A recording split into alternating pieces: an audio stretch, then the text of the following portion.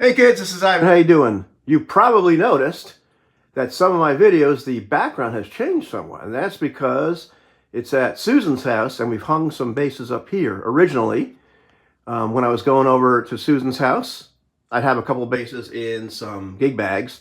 That kind of sucked. I like having them out so I can just grab them and play them. There's an amp down on the floor, which you cannot see. And so we hung them up.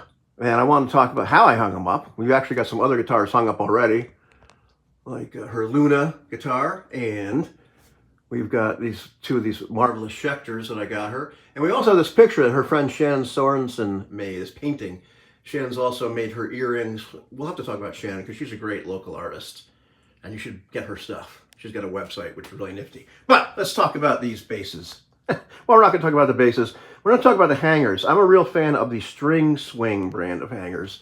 The foam doesn't mar the finish at all. The actual part that holds the bass or the instrument, like it can swing around a little bit, to accommodate different style headstocks. I happen to like the cherry rather than the oak or walnut, but it really doesn't matter. They're all the same.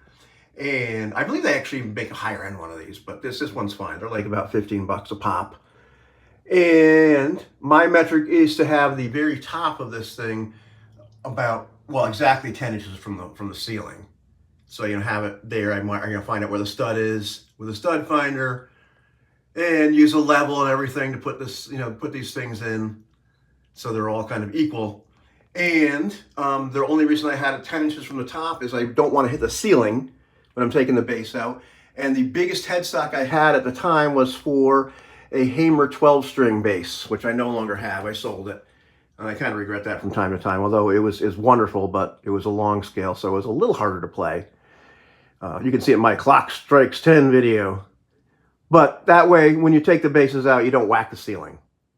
And you can actually put them you can hang these things one stud apart, and they don't quite hit each other, which is nice. But I'm a real big fan of those things. So if you're thinking about getting your basses up out of the cases or guitars out of the cases and onto the wall, it's a great idea because you play them so much more often. I used to work with this saxophone player, this guy Herb Wilson, great sax player, and we were talking about practicing, and he said that he had his sax in a stand right by the front of his house. So when he came home, he had to pass it, and so he would grab it and he'd practice for an hour a day. And it's really true. Like having these things out of the cases, I play and practice so much more frequently than I would if they were, in the cases.